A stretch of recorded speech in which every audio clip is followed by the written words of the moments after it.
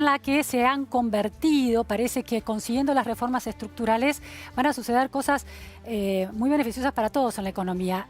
¿Qué hay de cierto en esto? Estamos con el economista y, bueno, Javier Lindenboy. Muchísimas gracias, Javier, por estar aquí. Al contrario, un gusto. Javier es director del Centro de Estudios sobre Población, Empleo y Desarrollo, ¿no? Y profesor de la Universidad de Buenos Aires. Así es.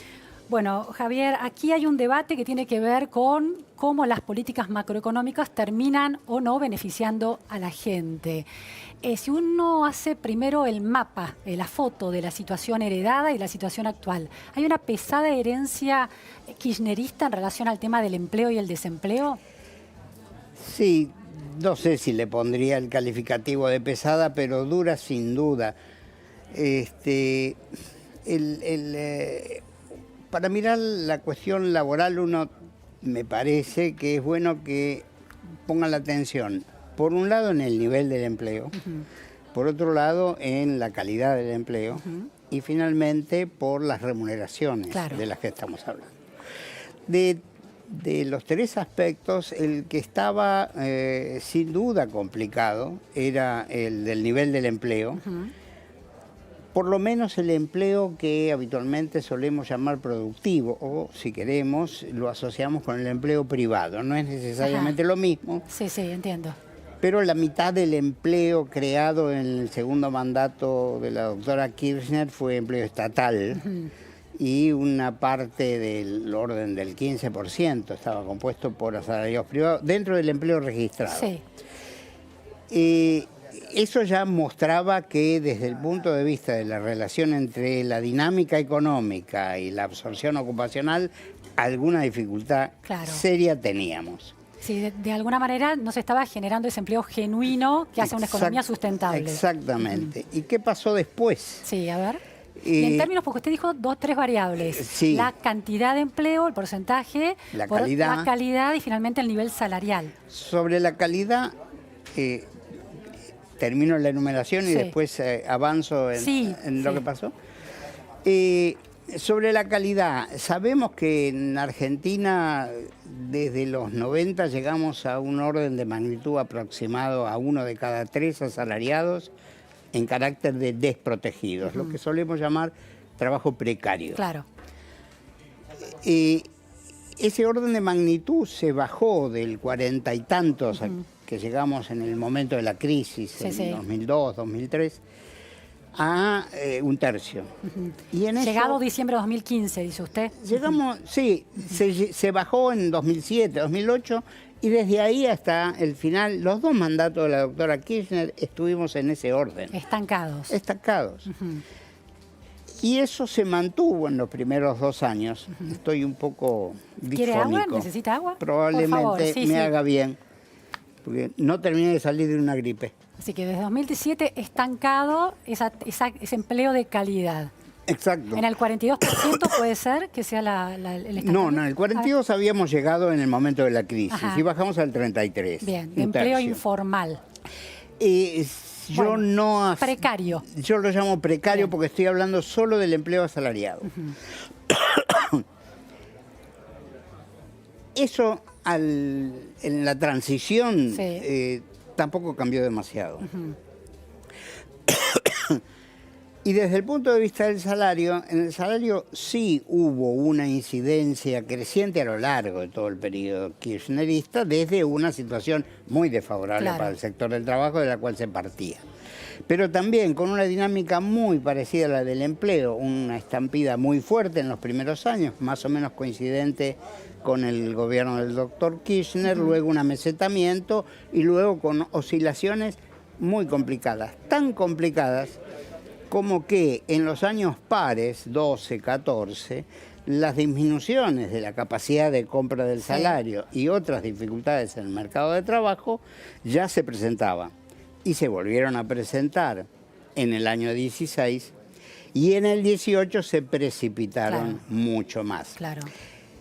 Desde el punto de vista del empleo, lo que pasó es que en los primeros 2 años del gobierno de Cambiemos, hubo, salvo los primeros 6 meses, una dinámica de absorción de empleo, de caída del salario real y luego de recuperación significativa en el año 17. ¿Qué quiere decir absorción de empleo?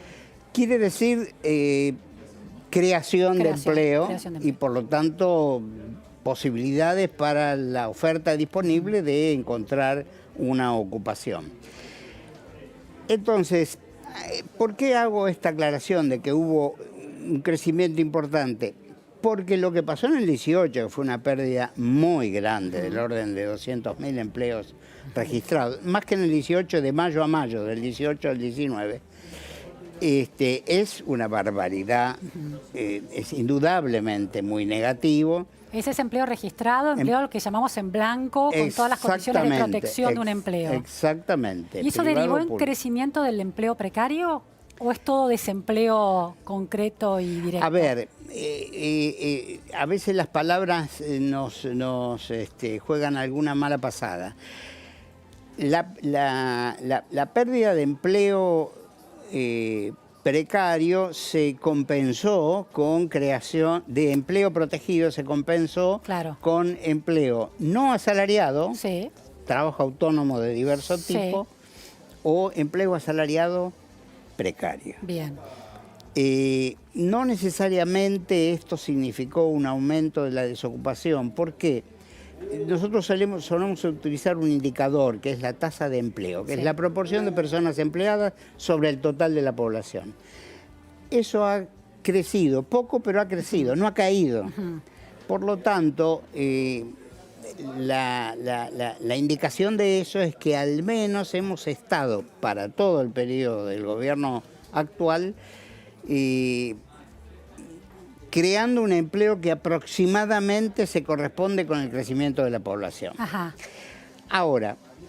Una pregunta, Javier. ¿Ese empleo que se crea está teniendo esta tasa de creación del empleo, está teniendo en cuenta todo tipo de empleo, el protegido como el precario o el para no la asalariado? totalidad, para la totalidad sí, que es lo que da la encuesta de hogares. Sí. Y la tasa de empleo es la que estaba, yo tenía una cifra de que la tasa de empleo está entancada en un 42% desde el año 2007.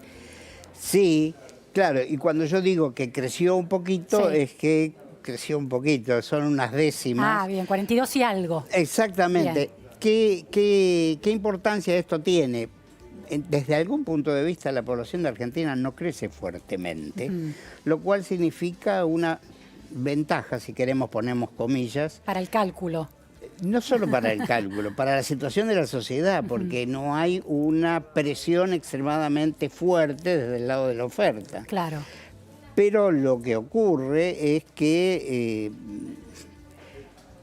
no aumenta como debiese la capacidad productiva de la fuerza laboral y por lo tanto la posibilidad de la sociedad de crear más bienes y servicios disponibles para ella. Javier, se señala en el debate electoral actual que en esta voluntad por corregir la lectura de alguna manera o introducir variantes a la lectura de la gestión kirchnerista, hay un primer kirchnerismo más virtuoso en términos del funcionamiento de la economía, que sería el nestorismo, los primeros años de la primera etapa kirchnerista. ¿Usted coincide con esa mirada en relación a la creación de empleo?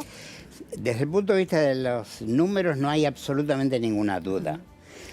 Yo puedo hacer una reflexión respecto de si esto es consecuencia de alguna virtuosidad de las políticas aplicadas o de una consecuencia de una situación singular por la que atravesó la economía argentina, saliendo con una devaluación de 1 a 3 del tipo de cambio, que modificó sustancialmente los precios relativos, después de varios años de caída de la actividad económica y en parte también del empleo, y en condiciones de demandas externas para las posibilidades de producir Argentina, caso la producción primaria, en particular la soja, a precios significativos. Todo eso era un combo que no requirió de medidas especiales del gobierno de entonces para que la demanda de empleo incrementara significativamente. ¿Qué pasa? En la memoria colectiva la sociedad tiene convicciones, a mi juicio, erróneas. A ver. Se suele atribuir los momentos de bonanza a las virtuosidades de los gobernantes.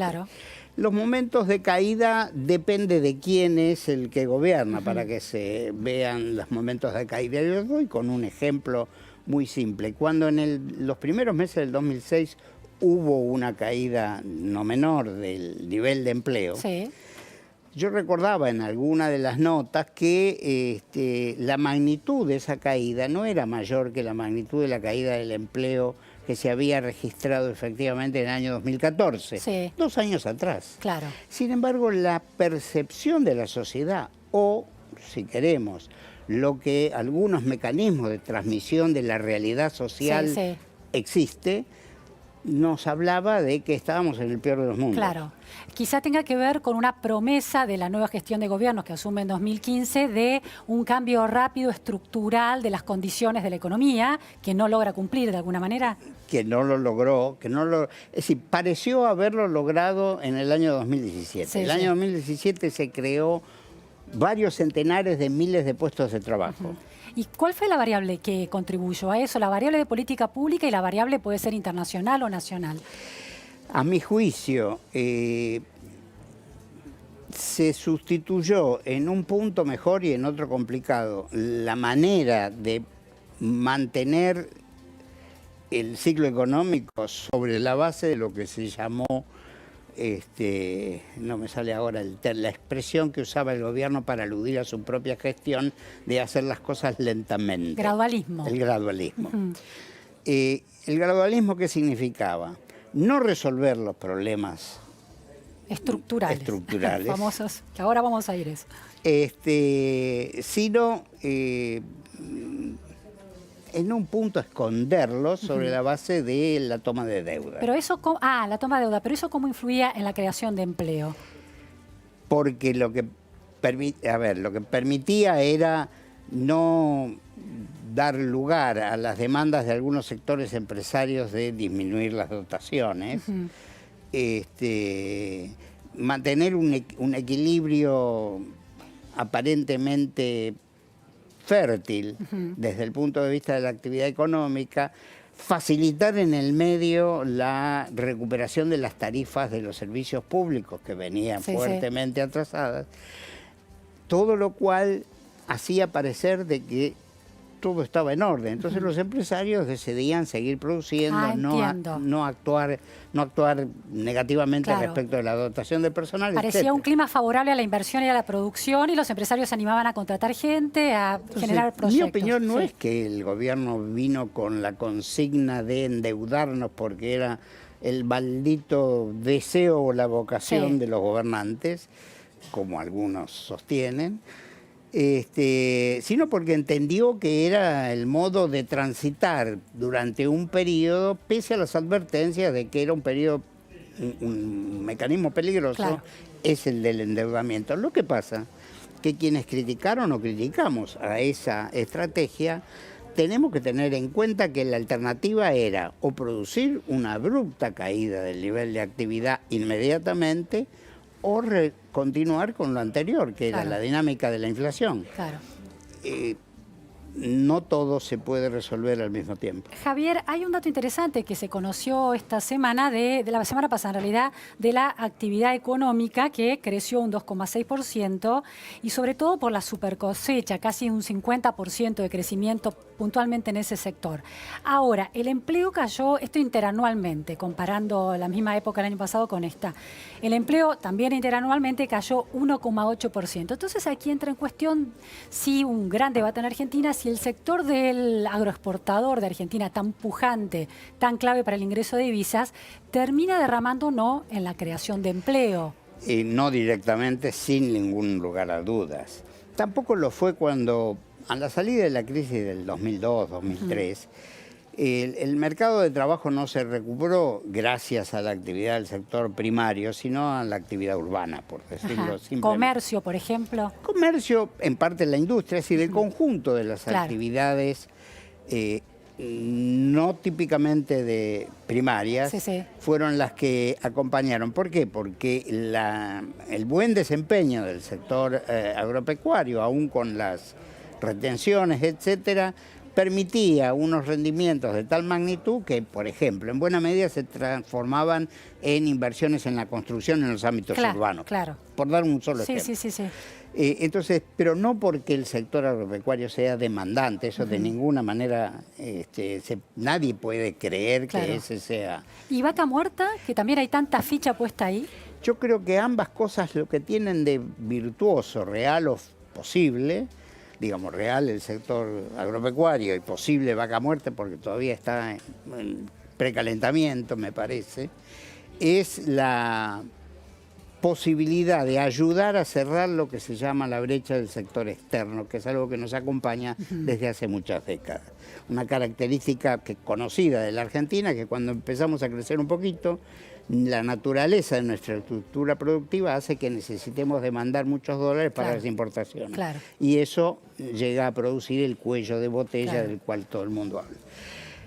Estos dos sectores lo que pueden ayudar es a que ese cuello de botella no aparezca. A que haya divisas. Que haya divisas. Pero el tema es que no podemos creer que solo con esta solución del problema del sector externo se arregla, porque Argentina tiene que aumentar el nivel de productividad de su actividad. Bueno, y ahí vamos a las reformas estructurales. ¿Cuánto cree usted que efectivamente la panacea de las reformas estructurales laboral, previsional, impositiva, va a redundar en mayor productividad y mayor calidad del empleo, mayor empleo y mejores salarios? Es complicado tener una respuesta única para las distintas opciones.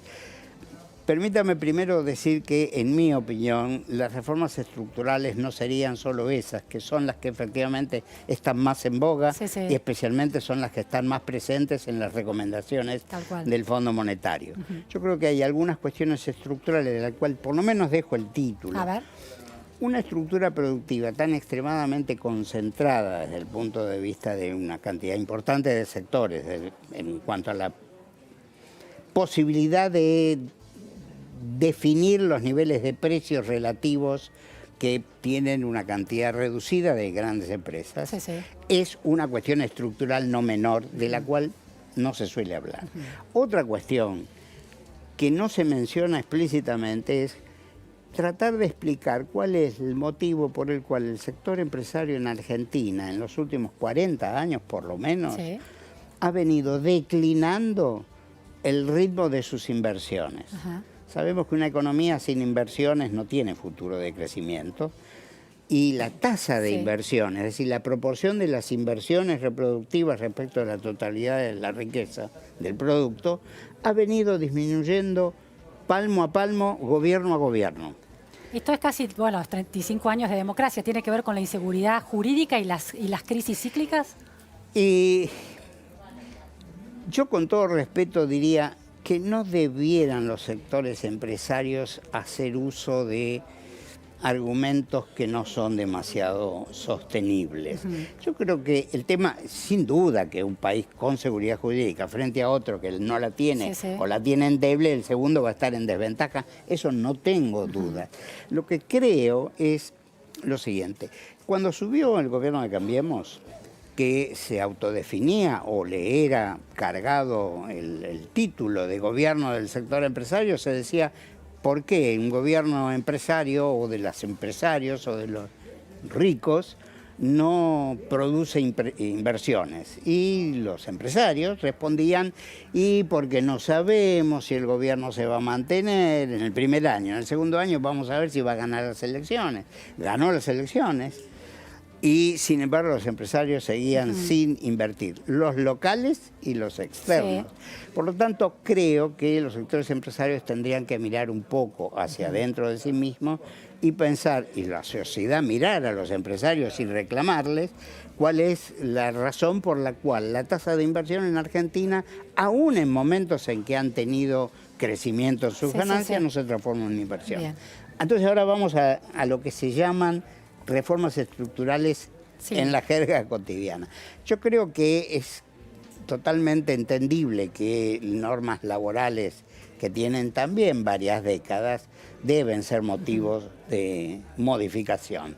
No con la idea, me parece, que algunos representantes de agrupaciones empresarias manifiestan en cuanto a que es la única manera de lograr el despegue, etcétera. Claro. Porque eso contiene parte de la falacia de la que estamos hablando.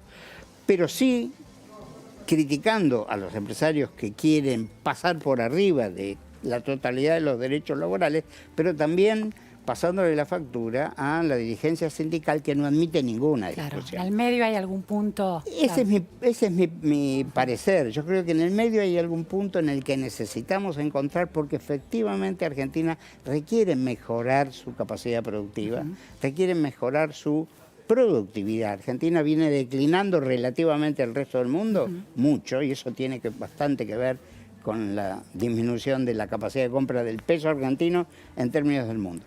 Sobre las jubilaciones, que es lo otro. Y vamos cerrando ya. Ya, si quiere corto acá. No, por favor. Yo creo que es algo que no es propio de Argentina solamente, es sabido. Claro. Tenemos, es muy complejo el sistema de la seguridad social. Yo he sostenido en contra de muchos colegas que consideran que esta afirmación mía no es tan progresista como debiese, que por ejemplo el sostener con lo que fue la moratoria de hace una década y que se repitió hace poco, metiendo a los nuevos beneficiarios en el sistema general, no fue una buena medida, que había que darle el carácter de subsidio separado del sistema. Pero el sistema requiere retoques. Cuando se estatizaron las administradoras de fondos, no se modificó para nada los parámetros ni los requerimientos. Y eso también requiere discusión que no estamos dispuestos a aceptar. Alguien los quiere imponer a toda costa, se considera que es en contra de los jubilados, y alguien dice que no hay nada para tocar y que lo único que hay que hacer es ponerle plata en el bolsillo a los jubilados. Lecturas sesgadas en los dos extremos. Es el gran drama que tenemos, creo yo, en estos temas en Argentina, y no discutimos los temas que a mí me suenan más de fondo. Claro. Muchísimas gracias, Javier. Realmente esta conversación que recién comienza. Lo vamos Al contrario, un gusto, gracias. Muy amable. Vamos a un corte en la repregunta Noticias a Fondo y enseguida volvemos. No se vayan, el historiador Luis Alberto Romero sobre intelectuales y políticos.